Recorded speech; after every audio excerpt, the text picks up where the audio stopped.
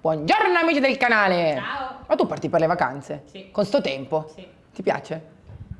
Fa sta fresco.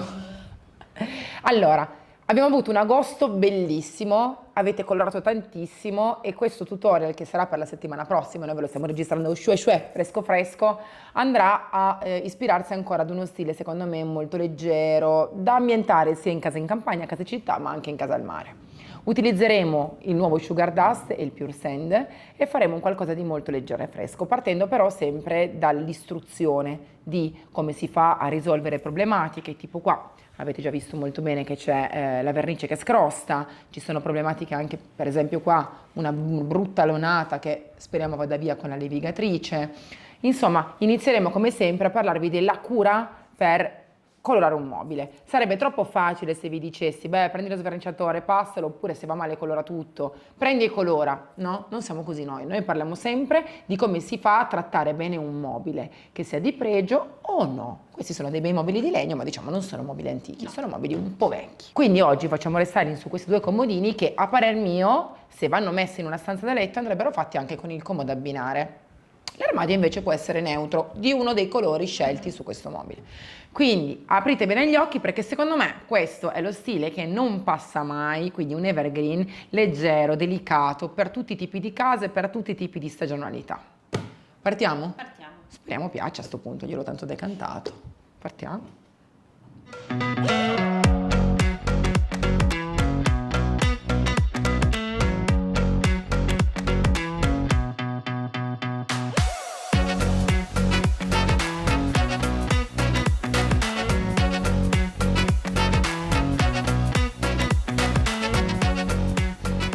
Perché ho scelto di partire con la levigatrice. Tanti di voi mi dicono io la levigatrice non ce l'ho, me lo devo fare a mano. Allora, il restyling fatto bene in un certo modo prevede alcuni macchinari che vanno acquistati. Sapete che io da anni vi dico sempre, prendete una buona levigatrice, ma non perché voglio farvi spendere, ma perché hai pezzi di ricambio e perché irrimediabilmente il lavoro fatto con una levigatrice, con una brutta piastra molto meccanica, plastificata, dura, rigida, non è assolutamente paragonabile al lavoro che fa una macchina, anche se basica, di qualità. Io ho davanti a voi una levigatrice Makita molto buona, XGT, rote orbitale, pazzesca con le varie marce, ha la batteria addirittura a lato, vedete me la sta tenendo Emma, una batteria molto potente da 40 volt, addirittura qua posso carteggiare 2 ore di fila senza che si vada a consumare, no? Collegata con un tubo al mio aspirapolvere per non fare neanche un grammo di polvere. Questa attrezzatura che ti compri se sei falegname, se sei un restyler di professione, se fai tanti mobili, non penso che sia il caso di comprarla se si fanno due comodini. Ma Makita ha dei buonissimi prodotti, una buonissima levigatrice classica, rettangolare, a cavo, costa sulle 100 euro, la trovate anche sul sito Magic Paint ed è un ottimo prodotto che negli anni vi garantisce che cosa? Continuità, perché addirittura ha tutti i pezzi intercambiabili, la piastra, bulloncini, vitine, la trovate praticamente, diciamo, sempre nuova, potete intercambiare i pezzi ed avere sempre un prodotto nuovo. Quindi, perché Elisa oggi ha scelto di lavorare con la levigatrice? Cavolo, Magic Paint produce un buonissimo sverniciatore, vi do ragione. Questo andava via con lo sverniciatore? Sapete che mi arrabbio sempre, anche durante gli eventi, quando mi dite ma lo sverniciatore non... No, non è che non funziona, è che lo sverniciatore svernicia. Non può eliminare finiture ossidiche, non può eliminare finiture di plastica, lo sverniciatore vi toglie le vernici. Qua sono vernici? Certo, perché se voi notate scrosta, è una vernice sottile che ha tinto e che scrosta, quindi questa parte andrà sicuramente via con una levigatura, ma andrebbe via con uno sverniciatore? Certo, è semplice vernice che purtroppo scrosta. Perché scrosta? Perché probabilmente questi mobili hanno avuto sopra delle cose bagnate, ha infiltrato, il legno si muove, dilata e restringe, probabilmente ha scrostato negli anni. Io ho deciso di carteggiare perché come potete notare ci sono molti aloni scuri. Qua c'è Pina che mi porta la coscia, oggi è dura, solo che piove, fuori ci sono i tuoni e i cani hanno paura e quindi vai. Quindi oggi è così. Questi brutti aloni, come potete vedere, hanno ovviamente deturpato il legno e se qua non vai un pochettino in profondità e non vai a carteggiare il legno, non togli questi brutti aloni colorati. Quindi qua lo sverniciatore avrebbe fatto il suo lavoro di eliminare la vernice che scrosta, ma non avrebbe potuto togliere ovviamente l'inchiostro che è stato bevuto dal legno. Questo lo togli solo se carteggi in modo appropriato. La mia levigatrice, oltretutto, essendo un roto orbitale, carteggia in modo molto fine e sottile. Quindi io adesso parto con una 120. Vi consiglio di partire sempre con una 100-120, non di meno, perché altrimenti se prendete una grana più grezza, una 80, una 40, rischiate di graffiare, a volte i legni sono morbidi e li rovinate per sempre. Parto con una 120 e poi andrò sicuramente a passare una 220. Accendi, aspirapolvere e via.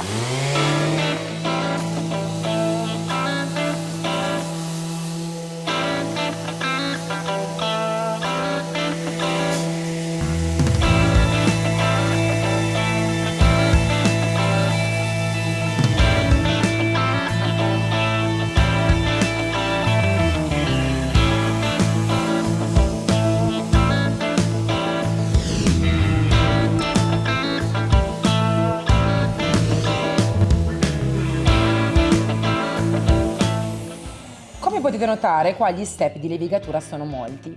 Qua, lo vedete, dove c'è ancora la finitura è lucidino. Qua inizia a essere opaco.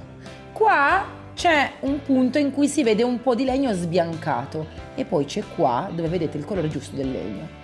Spesso voi carteggiando vi fermate dove? Vi fermate qua dove c'è questa legnosità bianca. E qua succede il problema, perché poi andate a proteggermi questo legno con la cera e mi dite: Elisa, ho carteggiato tanto, bene, era perfetto, però è rimasto maculato. Come mai rimane maculato, ragazzi? Perché quella trasparente è ancora una finitura che hanno messo sotto il tingente per far sì che facesse una base. Quindi se non me la togliete, il legno non impregna bene di cera o altro, rimane maculato. Quindi ricordatevi, il motivo per cui il legno non rimane omogeneo, perfetto, è solo perché dovete ancora carteggiare così. Vedete? Qua è ancora in alcuni punti grigio, lo vedete, non è unico, non è omogeneo come qua, è ancora grigio.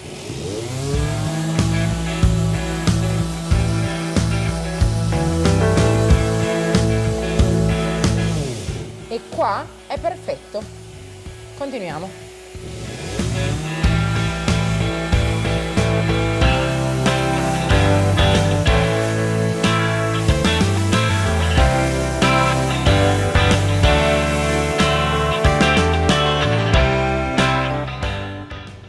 Ok, moltissimi di voi possono pensare che questo sia legno massello, non lo è. Da cosa lo capiamo? Lo capiamo da queste righe che sono le lastre della lastronatura.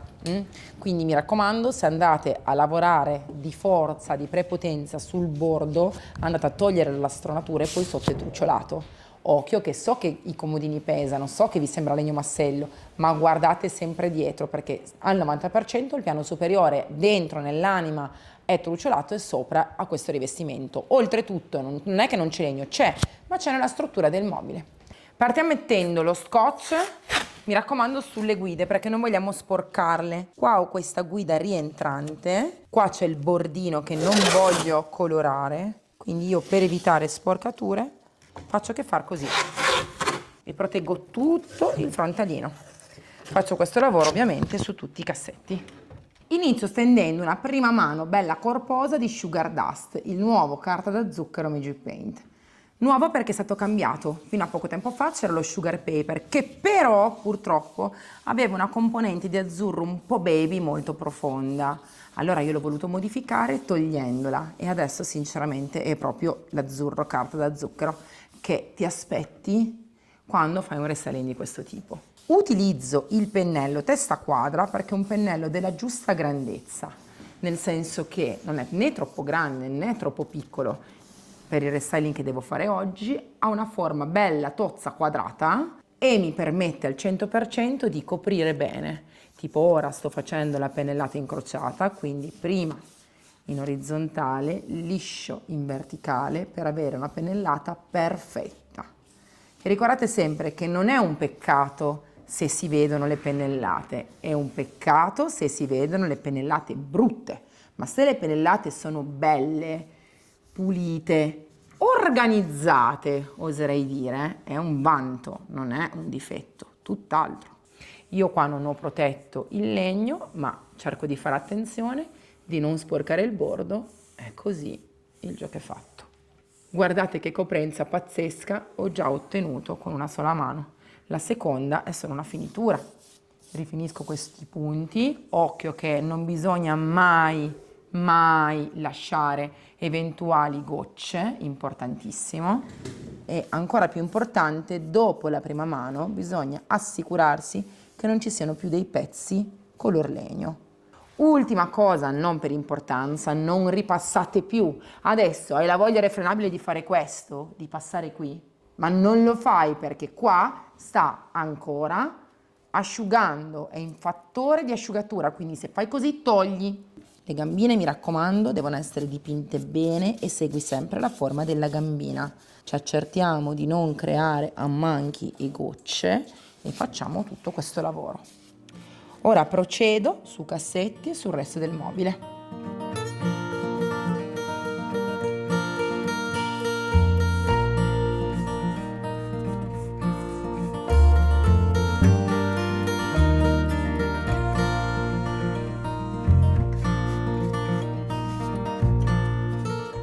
Quando è ora di fare i cassetti, toglieteli dal mobile e coricateli, vi assicuro che verranno molto meglio. In questo caso io oggi non vado a togliere le maniglie, perché? Per questo motivo qua. Le maniglie purtroppo all'interno hanno questo segmento di ferro che le blocca. Se noi andiamo a togliere il segmento di ferro lo andiamo a rompere e quindi non sarà poi possibile rimettere la maniglia e mi spiacerebbe perché è molto molto carina e molto molto stabile. Quindi coloriamo tutto il cassetto e andiamo a colorare anche la manigliettina che tono su tono sarà molto bella. Ovviamente non si parla di maniglie antiche e quindi non sarà assolutamente un peccato andare a colorarle, mi raccomando, che poi nei commenti mi scrivete che era un peccato e che era meglio prima, quindi mi raccomando, sappiate che se c'è qualcosa di antico e che si rovinerebbe con la pittura, noi non andiamo a dipingerlo in questo caso, non sono maniglie antiche, sono anni 90, è una bella riproduzione classica anni 90 e quindi anche colorando non si deturpa nulla. Andiamo ovviamente a colorare solo il frontalino del cassetto, perché le guaine, i laterali, sono stati chiusi e ora si rimonta per far sì che si asciughi bene in questa posizione. Il secondo cassetto ha meno modanature rispetto al primo, ma non è un problema, anzi bello perché sarà più liscio, moderno e vellutato. Anche qua però coloriamo le manigliette. Mi raccomando, una bella pennellata liscia vellutata che non dia fastidio quando poi alla fine si vedrà la pennellata e ovviamente nessuna goccia. Secondo cassetto e 3. Il primo gemellino è finito. Ovviamente per le persone che mi dicono ma Elisa, ma la maniglia si incolla con la vernice, ecco, se la dipingete come ho fatto io, guardate, questa è solo la prima mano, non si rovina, non si graffia. Questo è il motivo per cui io questi cassettini li faccio sempre togliendoli, perché vado comunque a dipingere bene sia la parte sotto che la parte sopra. Lasciamo asciugare, nel frattempo io coloro il suo gemellino. Veloce! Seconda mano su tutta la struttura per una coprenza perfetta. Cioè già la prima mano è qualcosa di eccezionale, ma la seconda di questo colore, wow, bellissimo, elegantissimo, puro, bello, bello, bello, un bellissimo colore che già da solo fa tutto il lavoro. Anche se noi andremo a fare una tecnica adesso che voi amate tantissimo e lo mixerò quindi ad un secondo colore. Nelle superfici mi raccomando un po' più lisce, prediligete sempre la pennellata incrociata. E voilà, guardate che spettacolo. Bello. Io ora coloro ovviamente tutto il comodino e anche il secondo, 2 mani dappertutto. Abbiamo messo sui laterali il nastro carta, questo esattamente da 3 cm. Fatele grandi quanto volete le righe, ma ricordate sempre che su un mobile molto grande è meglio mettere una riga un po' più larga, su un mobile piccolino evitiamo magari le righe troppo grandi, a meno che non si voglia riprodurre un determinato stile. Qua, per fare le righe ben precise, c'è un metodo e lo conosciamo tutti ormai, usare il colore di fondo e passarlo sul nastro carta, così. Questo vi aiuterà a fare delle righe belle, belle, belle precise. Questo è il mio metodo e vi assicuro che funziona molto bene, ma se non avete più il colore di fondo, che l'avete finito, potete usare un altro trucco, ovvero prendere il protettivo e passarlo al posto di questo colore di fondo che sto usando io. Il protettivo farà lo stesso effetto. Asciugo velocemente con il phon e poi procedo già con il secondo colore. Colore scelto per le righe, il nuovissimo Pure Sand, un avorio puro con una goccina di grigio che lo fa veramente diventare elegante e coprente. Ovviamente sullo Sugar Dust sta molto bene e valutate voi se basta una passata o se ne servono due. Seconda mano. E ora tolgo il nastro carta quando la vernice è ancora umida. Ricordatevelo sempre, se aspettate che il nastro carta asciughi, la vernice asciughi, potete staccare la vernice che c'è sotto. Quindi, ok, si toglie via molto delicatamente, ma soprattutto si toglie via quando la vernice, che è stata messa ovviamente qua sopra, è ancora umida. Come potete notare è perfettamente dritta questa riga, non ha neanche una piccola sbavatura. Trucchettino che ormai vi insegno da moltissimi anni e che molti di voi conoscono molto bene. E voilà! Facciamo la stessa cosa dall'altro lato sull'altro comodino. E ora la decorazione di oggi. Lui non è un transfer normale, è un transfer nella versione H2O.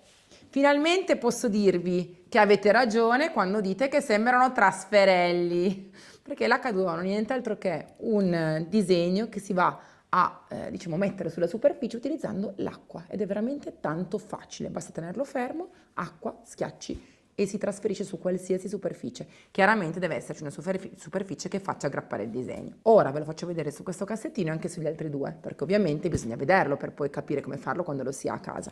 Lui è uno degli ultimi arrivati, si chiama Chant du Matin e ce ne sono anche molti altri simili, quindi con queste bellissime decorazioni anche un po' circoscritte che sono belle da mettere sia su mobili che su piccoli complementi come barattoli, taglieri, decorazioni in cucina, potete farci quello che volete.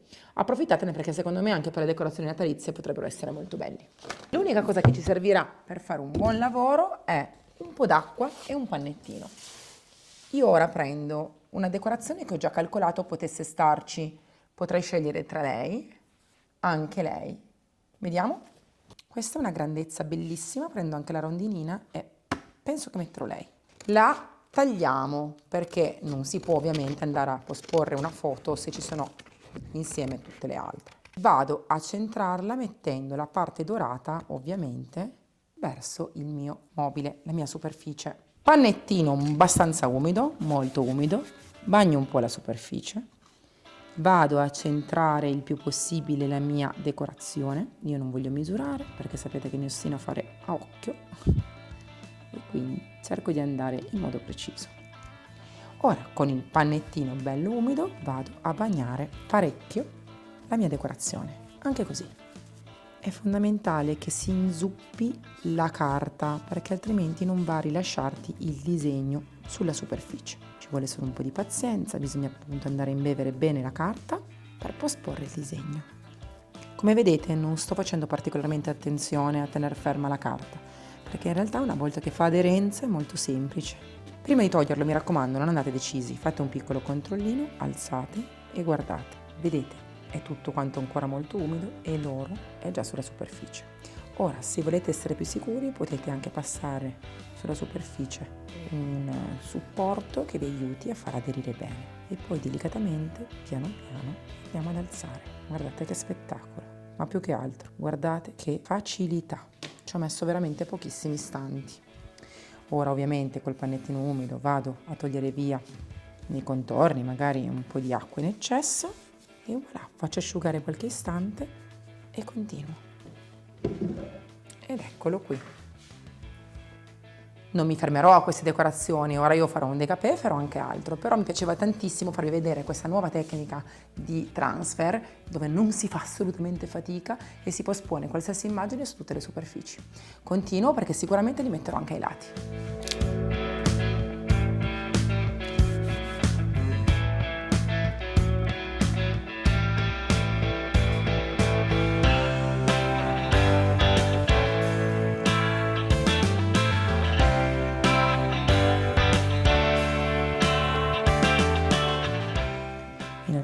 Altrimenti, se non avete ancora bagnato abbastanza, potete anche riappiattire e ovviamente bagnare ancora un po', senza nessun tipo di fatica.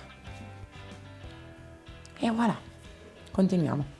Continuerò a mettere i miei transfer anche in altri punti, ma prima voglio fare un décapé, perché prima voglio tirare fuori la parte calda del legno che mi va a legare il restyling al transfer, che ovviamente essendo dorato è caldo. Lo Sugar Dust e il Pure Sand sono più freddi e io devo omogeneizzare il tutto. Quindi leggero décapé e poi vado ad aggiungere ancora sia sui laterali che sulla parte frontale alcuni dettagli.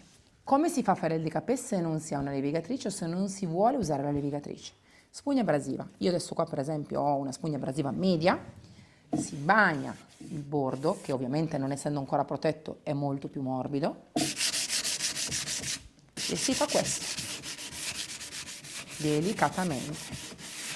Come potete notare, nel momento in cui portate fuori un pochino di calore del legno, il transfer prende subito una connotazione differente.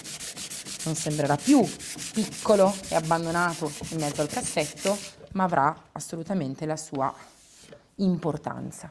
Ora sicuramente io continuo anche nella parte interna di questa bordura.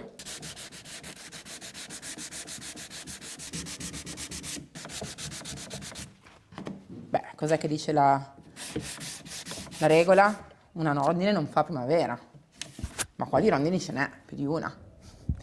Scherzi a parte, guardate la differenza ora della tecnica contemporaneizzata con un leggero décapé sul contorno che scalda e unisce il transfer al risultato iniziale. Qui non c'è nulla.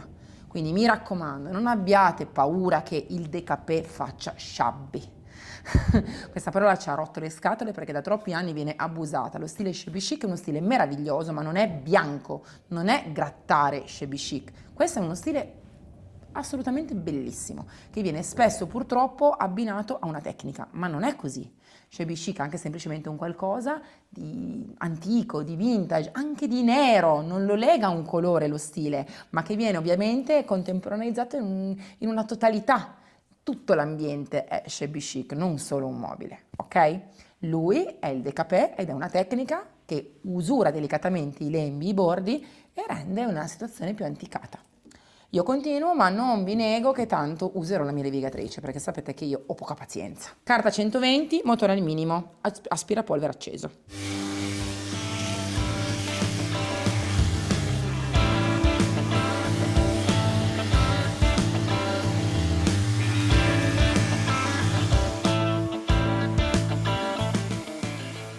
E voilà!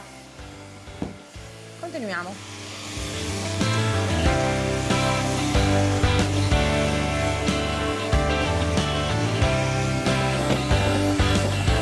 Faccio ovviamente la stessa passata di carta vetro su tutta la struttura, quindi toglierò i cassetti, andrò nei bordi, nella parte sottostante, deve essere omogeneo il décapé.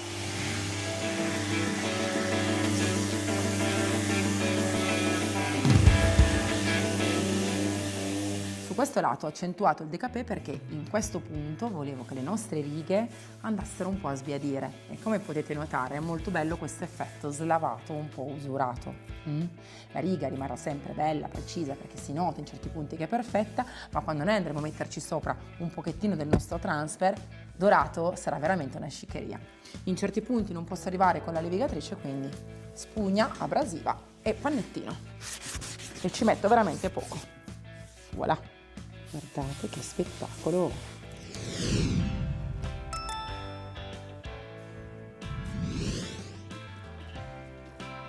Ovviamente questo lavoro non lo potete fare con tutte le vernici, alcune scollano. Wow! Bellissimo! Sulle righe il transfer mi piace sempre tantissimo, sa molto di profumeria francese. E voilà! Facciamo asciugare. Prima e dopo. Qua ho dato già 2 mani di marron glacé satin perché voglio ottenere un risultato così, più scuro, di un legno più scuro. Come potete vedere questo non è legno, vi ho già spiegato che è un multistrato che è andato a foderare la parte superiore, ma possiamo renderlo tranquillamente bello, appagante e nobile ai nostri occhi. Quindi ho già diluito il mio marron glacé satin del 20% di acqua, prendo un bel pennello bello tozzo, non mi fate questo passaggio utilizzando un pennello sottile perché Qua, in questo caso, c'è il legno che deve bere, deve stendere sulla superficie abbastanza prodotto per essere imbevuto dal legno e quindi è fondamentale stenderlo con un pennello che abbia serbatoio e che rilasci più prodotto rispetto agli altri. Questo è il motivo per cui bisogna capire che in base al materiale che io vado a trattare deve cambiare il pennello, deve cambiare il metodo di ragionamento che c'è dietro all'uso dei prodotti. Non è sempre lo stesso. Io ora qui stenderò 2 mani di marron glacé sempre diluite al 20% perché voglio appunto scurire il legno. Chiaro che se invece volessi solamente tonalizzare mi basterebbe una mano e nel caso volessi proteggere un po' di più la seconda mano la passerei di protettivo trasparente e non più marron glacé. Attenzione perché come potete vedere asciuga in fretta, ma non perché asciuga in fretta il prodotto, ma semplicemente perché viene assorbito molto velocemente dalla parte legnosa che c'è sul mobile. Vado ancora a lisciare una volta in modo da stendere bene il prodotto, controllo i lati in modo che non ci siano gocce e colature che sapete che sono sempre il nostro problema e voilà, faccio asciugare. So che vi sembrano scuri allo stesso modo, ma ricordatevi che la prima mano, una volta che asciuga, toglie un po' di intensità. Quindi prima di decidere se passare 1 o 2 mani di marron glacé, aspettate che venga asciugata almeno la prima mano. Vediamo ora come rimane la superficie del nostro mobile una volta protetta. Ricordate che potete utilizzare sia la cera Jasmine che la cera leggendaria. All'interno sono decisamente differenti, una ha una percentuale di bacca di carnauba e cera d'api ancora più elevata ed è completamente biologica. Lei pazzesca, una paraffina naturale che va a resistere ancora di più anche sulla vernice. Quindi vanno entrambe bene su vernice e su legno, ma lei idrata e nutre ancora di più anche i legni naturali. Carico con un pennello che uso solo per la cera, ricordate il pennello da cera va usato per cera, olio restauratore non si usa per la vernice e vado a proteggere. Perché siamo così vicini? Perché voglio farvi vedere come rimane questo bellissimo transfer H2O oro con la protezione a cera che lo va a spegnere leggermente ma senza andare diciamo a togliere via la sua luminosità. Una cosa importante che vi dovete ricordare è che questi transfer possono essere applicati su tutto, anche su barattoli in ceramica se volete, per dire. Il colore ovviamente diventa più bello, più profondo, più nutrito e anche la parte del legno che viene fuori sembrerà ancora più dorata. La cosa bella di quando si va a proteggere un mobile è proprio questa, no? La sua naturalezza. E come potete vedere sembrerà molto delicato e naturale nel contesto. Mi raccomando, non vi dimenticate neanche un punto importante perché la cera preserverà i vostri mobili per tantissimi anni, ma non dovete ovviamente dimenticare dei punti da proteggere. Guardate questo punto che non è ancora protetto come più chiaro rispetto a questi che sono già protetti e sono molto più vivi. Guardate sempre il vostro mobile in controluce quando proteggete, che sia protettivo liquido o che siano cere, perché vi aiuta proprio a non dimenticare neanche un ponticino di protezione. Ora io ovviamente continuo su tutti i mobili e ve li faccio vedere tra un po' finiti. Anche questo restyling è finito e questa camera da letto so che la conoscete già perché è la mia camera da letto, però volevo farvelo vedere diciamo ambientato perché voglio darvi la riprova che anche in una casa con toni molto scuri, con colori che non vi aspettate, sta bene, perché una persona si aspetta le righe, questo stile diciamo etereo, chiaro, solo in un ambiente che sia diciamo con questi connotati, ma invece no. Io qui ho una camera da letto che è completamente pepper blue, un letto che è di velluto grigio London fumé, ho semplicemente messo un copriletto più chiaro, un boutique più chiaro per questa mezza stagione e secondo me stanno benissimo, quindi ricordate che i colori Magic Paint stanno benissimo anche abbinati a toni più forti o più leggeri, ma uniscono qualsiasi tipo di casa, proprio come ho iniziato questo tutorial dicendovi secondo me questo stile starà bene in qualsiasi tipo di casa. Mi raccomando scrivetemi nei commenti se vi è piaciuto e ricordate che questi H2O sono veramente un'esclusiva, appena arrivati, ci sono in versione dorata, ci sono anche colorati, divertitevi perché non ci sarà più la fatica di grattare, ma con un po' d'acqua si fanno aderire dappertutto, anche su vasi di vetro, di ceramica, cornici, vetri, dappertutto. Dove trovate i prodotti che avete visto in questo tutorial? Sul sito magicpaint.it e dai rivenditori autorizzati che trovate sul sito magicpaint.it. Non trovate Magic Paint su Amazon o nelle catene di brico tipo Leroy Merlin, lì non ci siamo. Ciao!